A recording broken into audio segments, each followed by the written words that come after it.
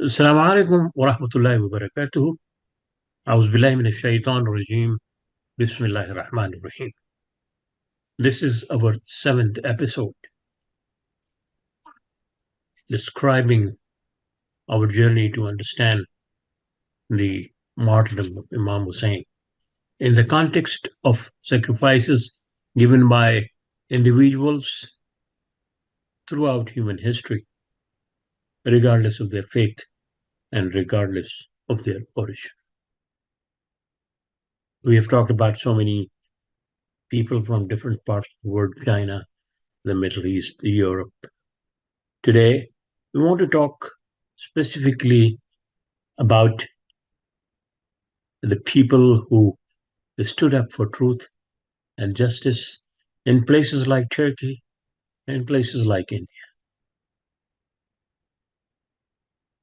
And to give us an understanding of who were those people who led the flame of freedom and the flame of change and sacrifice.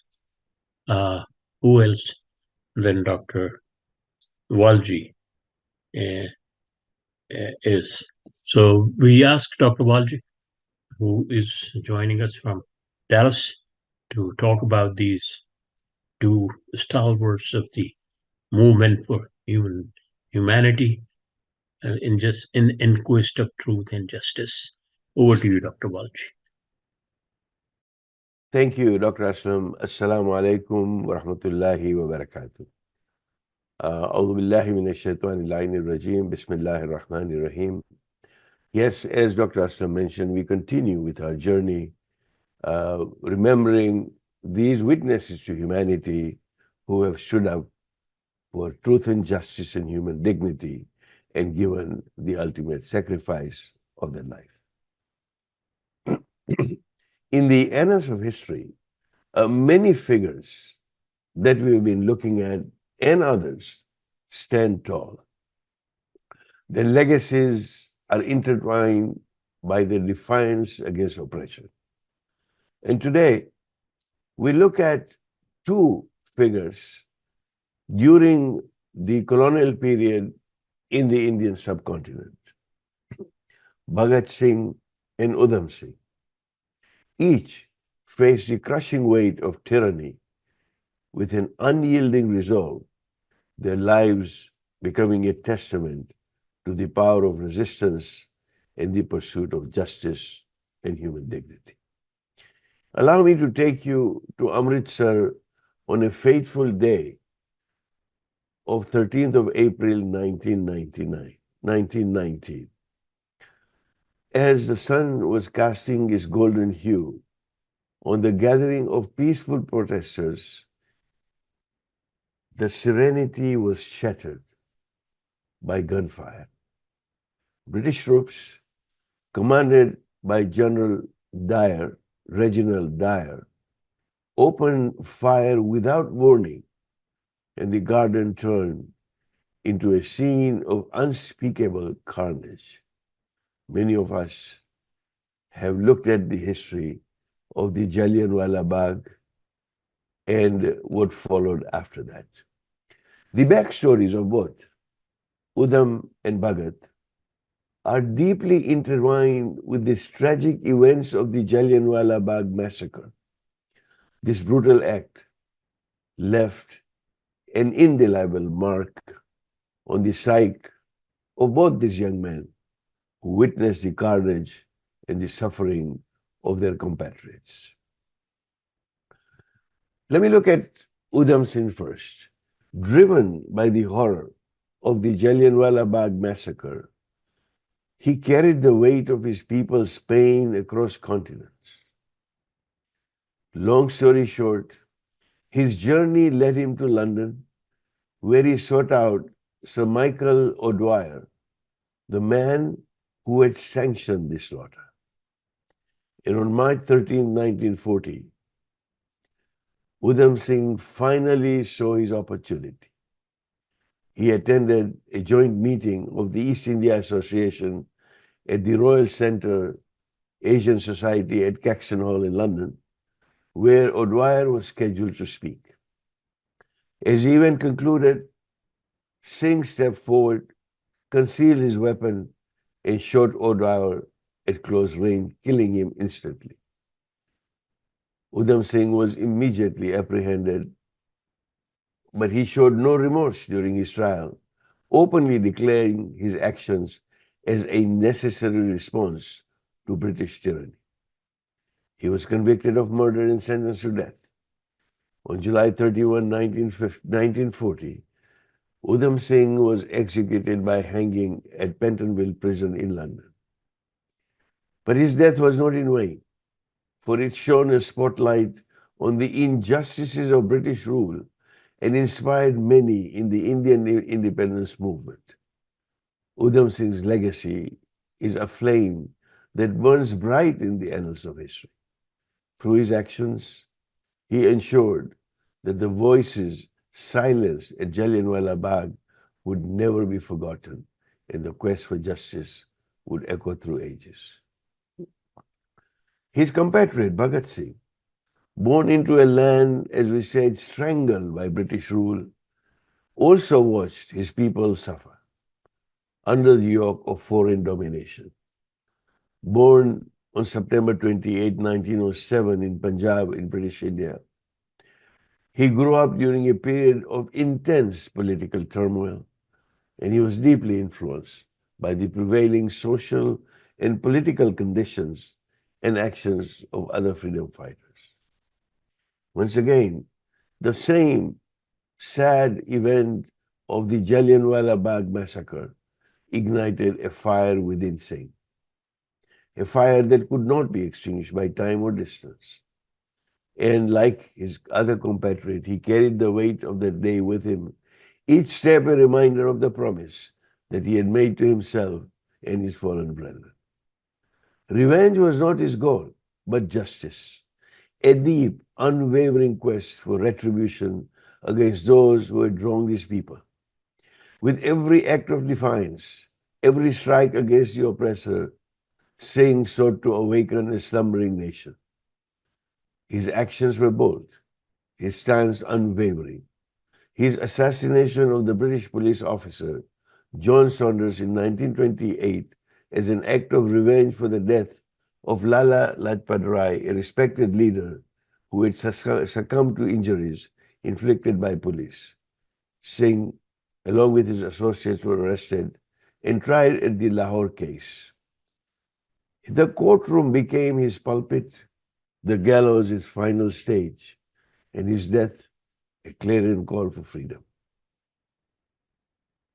His legacy is a powerful testament to the spirit of rebellion, a reminder that the thirst for justice can never be quenched by fear. It is said that while imprisoned, Bhagat Singh and his fellow prisoners undertook a hunger strike to protest against the inhumane treatment of political prisoners. Despite numerous appeals and widespread public cry, Bhagat Singh was sentenced to death, executed on March 23, 1931. Bhagat Singh's revolutionary fervor and Udham Singh's relentless pursuit of vengeance each speak to a different facet of resistance. Their stories told and retold inspire a timeless battle against oppression. Well, in conclusion, on these two, we look at Imam Hussain, Bhagat Singh, and Udham Singh, each in their unique context embody the spirit of resistance against oppression. Their lives and sacrifices continue to inspire those who strive for justice, truth, and freedom, providing enduring lessons on the power of standing up against tyranny. Let us now go on this journey to Turkey. We look at the life and times of Sayyid Nursi, also known as Bediüz Zaman, the wonder of the age, who lived during the decline of the Ottoman Empire and the early years of the Turkish Republic. The rise of secularism and the suppression of religious expression threatened the spiritual and the moral fabric of Muslim society in Turkey. Nursi witnessed the erosion of Islamic values and felt a deep responsibility to counter this threat. Nursi's method was intellectual and educational. He devoted his life to writing Risala-e-Nur, a comprehensive commentary on the Quran aimed at revitalizing Islamic thought and practice. He sought to demonstrate the compatibility of faith with reason and science, addressing the doubts and challenges posed by modernity. Nursi emphasized the inner spiritual development and intellectual enlightenment, encouraging his compatriots and Muslims around the world to reconnect with Quran's teaching to navigate contemporary issues. There are many who continue to do this in the legacy of Said Nursi. The Risala-e-Nur movement today continues to inspire Muslims worldwide. His writings offer a path to spiritual and intellectual renewal, and his legacy is one of peaceful resistance through education and spiritual upliftment, aiming to foster a deeper understanding and practice of Islam in the modern world. When we look at the life of Imam Hussain and Said Nursi, they both sought to reform the Muslim Ummah, each in their unique context with different methods. The lives and actions offer profound insights into the diverse ways Islamic thought and practice can be revitalized in the face of challenges, providing enduring lessons for those committed to upholding the true message of Islam. So in reflecting on the lives of Imam Hussain and Said Nursi, the Muslim Ummah finds not just historical figures, but eternal guides. Their stories are woven into the very fabric of our Islamic identity, offering timeless lessons of courage, integrity, wisdom, and faith. Of course, Said Nursi also suffered, and although he died a natural death, he was under great pressure by the Turkish authorities not to continue with his message. He continued to do so despite all the pressure that he had. As the Ummah today navigates the challenges of the present and the future, the enduring legacies of these two remarkable individuals continue to light the way, inspiring a journey of justice, knowledge, and spiritual fulfillment. I'd like to hand this back over to Dr. Aslam. He is also an expert on the Indian history, particularly the colonial period. So we look forward, to hearing from him, and of course his breadth of knowledge in terms of Said Nursi and other reformers is also quite astounding. So I look forward to your comments, Dr. Aslam. Thank you very much, Dr. Walji, for giving an explanation and understanding of Udham Singh and also Sayyid Nursi. Uh, uh, and definitely in the movement against colonialism and the movement against suppression of indigenous communities in Turkey and also in India, we find people who stood up for their dignity and for their uh, rights and certainly were willing to take on the mightiest empire. I mean, Udham Singh, of course, took it upon himself to challenge General Dyer, who was responsible for the killing of so many uh, Indians in Jallianwala Bagh, when and they were protesting peacefully against the British Empire and colonial powers. And certainly it was not an easy act at that particular time to go to in London and basically, you know, uh, rebel in such a dramatic and drastic manner. And certainly, there were, of course, people who were opposed to the idea of violence against even the oppressors. But perhaps in the analysis of those who rebelled, regardless whether they came from east or west of India, they were justified in doing what. And they were because they thought that the British Empire was as cruel and as barbarian as one can think of. And certainly they took certain actions that, later on, the history gave sufficient explanations. So in that respect, I think the sacrifice, self-sacrifice, that is knowing fully well that the rebellion would lead to their own execution, that the rebellion would lead to their own issues, uh, and loss of life and loss of their rights. Uh, Yet they took that kind of stand. And same thing we find with say Nursi, that he stood up against the traditions. He stood up against the understanding of faith, which was reduced to a docile, a compromising, a submissive faith without any meaning of justice, without any meaning of people's rights and people's awareness to their own dignity. And I think it is in that particular context we should see. I think the important thing is that uh, the fearlessness of these individuals,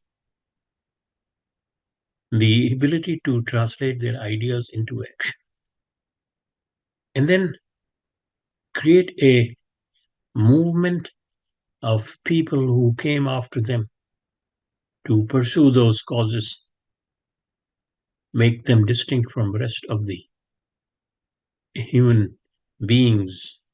And it is in that particular context, I think, both of them seems to be uh, following in the shadow of Imam Hussein, though it may appear to be a bit far-fetched for some people to think that way. But it is, if you look at a realistic terms, what they were doing, what was done, in relation to Imam Hussein's sacrifices. They believed in a certain cause. They believed that they have a responsibility towards community and society and to challenge the authorities and the authoritarianism. They convinced a number of people, and when they realized that there were not many people coming forward to, be with them, they stood up their grounds and then challenged it, and in the end, offered their own lives. And I think that is the lesson that we should take from the lives of these two individuals. Thank you very much, Dr. Walji. And with that, I think we conclude today's episode. And inshallah, we'll be back tomorrow with two more uh, heroes of our last century uh, who appeared in India as well as in Argentina or Latin America. And inshallah, we'll go from there. Thank you.